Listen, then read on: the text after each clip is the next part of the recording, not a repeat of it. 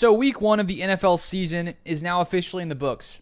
And the thing that I was looking forward to the most in week 1, one of the things I was looking forward to the most, was Aaron Rodgers and how he would look after missing a year and a half or so, tearing his Achilles last year, coming in on Monday night, faced off against the 49ers.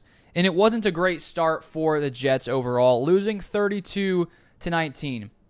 But I think in this game, the fact that it was Aaron Rodgers' first time to play in a very long time since he was in Green Bay in that 2022 season, I thought Aaron Rodgers looked really, really good because some of my concerns going into this game for Rodgers was the fact that he is coming off an Achilles injury, the fact that he's 40 years old. I was wondering if he would have potentially lost a step and not looked like the quarterback that all of us have gotten used to watching played at an elite level over the years. And I think really early on in that game, I was pretty convinced that, okay, Rodgers has not lost a step. He still has an insanely strong arm. Looked like the Aaron Rodgers that we saw in Green Bay. I think that the Jets offense, Aaron Rodgers overall, I thought was pretty good in that game. I think the biggest weakness of the offense on Monday night was the fact that they could not get the running game going. And considering, Breece Hall, he's a really, really good running back. But in week 1, the 49ers were able to completely shut down the New York Jets, and so I think that was the biggest problem for the Jets in that game. You look at Rodgers, he goes 13 of 21, 167 yards, 1 touchdown, 1 interception, was a bad throw there. He had some misses, but it wasn't terrible. An 82.8 passer rating.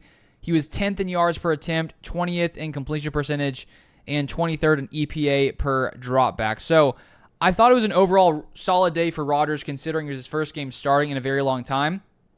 And the 49ers are one of the best defenses in the entire NFL. So it wasn't exactly an easy way to start the season for the Jets and for Aaron Rodgers. And I think that when you look at week 1s in the NFL season, sometimes there are some massive differences, going forward to week 2, week 3, week 4. You look at Rodgers a few years back when he was in Green Bay. I think it was the Jaguars they played in week 1, and they lost like 38-3. Maybe it was the Saints. But then after that, the Packers came back. Rodgers started playing at a top-tier level.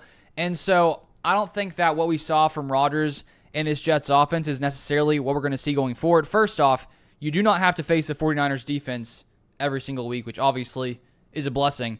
But also I think that this offense, the fact that most guys didn't really play, Rodgers didn't really play in the preseason, I think that they're going to start to gel a little bit more, and we're going to see a more efficient and more productive Jets passing attack. You also throw in that Mike Williams only played in, I believe, 2 snaps.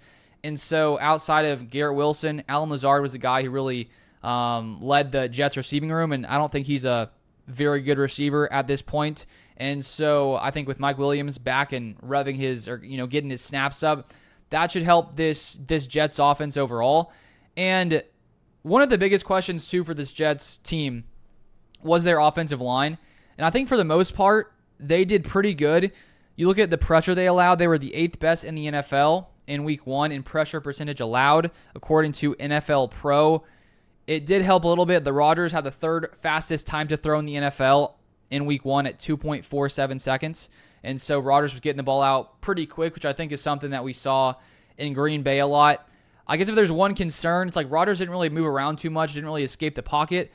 I don't think he really needed to much, but he is 40 years old, and so I would assume that that's an aspect of his game that we're probably not going to see as much as we did early in his career when I think Rodgers could, escape the pocket. He was an insane athlete. I think he still is an athlete, but he's probably not going to do what he used to do when he was younger with his legs, and even in his later years in Green Bay, he wasn't doing the same kind of thing there. And so I think the good news is Rodgers still looks like Aaron Rodgers, just needs to clean a few things up on this offense, and I think the Jets should be fine in that area. Now, here's my biggest concern from this game for the Jets. Rodgers coming into New York, the idea was the Jets have a top-tier defense. If the Jets can bring Rodgers in, then this is a very competitive team, a very competitive roster, because this is supposedly one of the best defenses in the NFL. And in week 1, they looked like one of the worst defenses in the NFL.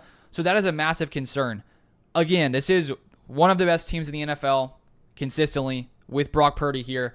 And so they're not going to face offenses like this every single week. But it looked like, okay, with Christian McCaffrey out, maybe that gives the Jets, a little bit easier matchup, but Jordan Mason came in, dominated, ran for over 140 yards.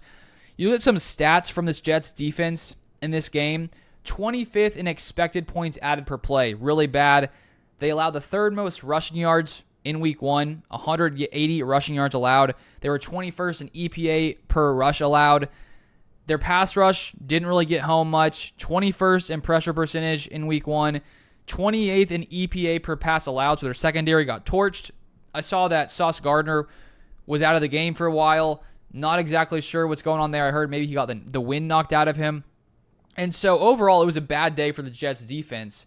And if this Jets defense doesn't improve, then it's not going to be, the scenario that I think most of us thought when Rodgers went to Green Bay, that the Jets have a top-tier defense and Rodgers can come in, be the 10th to 15th best quarterback, and he could be better, of course, but if he could just do that, that could take this Jets team over the top. And if this defensive performance continues like we saw on Monday night, then it's going to be tough for the Jets team to be very competitive.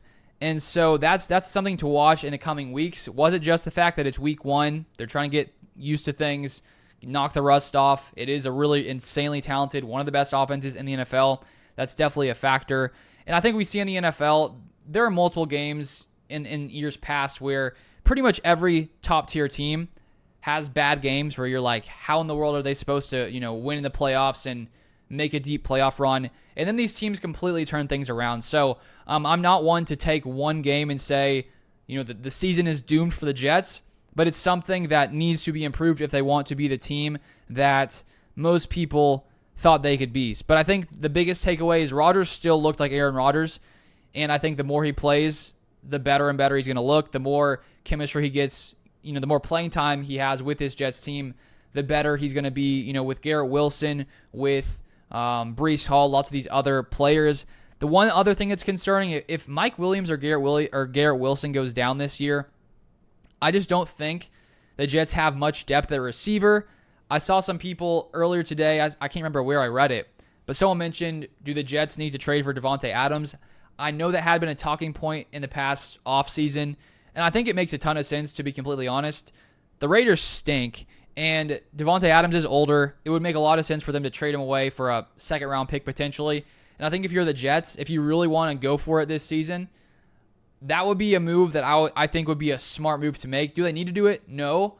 But the depth of this receiver room does concern me a little bit if one of your top pass catchers go down. And so I think all in all, not a great start for the Jets. The 49ers won the time of possession. The Niners had the ball 38 minutes and 40 seconds to the Jets 21-20. And I actually tweeted out this stat that I saw where it ranked in Aaron Rodgers' career. You can follow me on Twitter at LukeBeller3. But it was from Rich Shimini, however you say it. And he said this. I've almost found the quote. He said the Jets had the ball for only 21 minutes and 20 seconds, the lowest time of possession by a Rodgers-led team in any starts of his career. This was Rodgers' 225th career start. So that is insane. The fact that this was the lowest time of possession by Rodgers ever when he started, and he's 40 years old, that is crazy. So it was not a great start. I thought it would be a closer game than it was, but it definitely wasn't. The 49ers dominated this one, but there were some bright spots from Aaron Rodgers. But if you guys want more NFL content, make sure you subscribe down below, and I'll see you guys next time.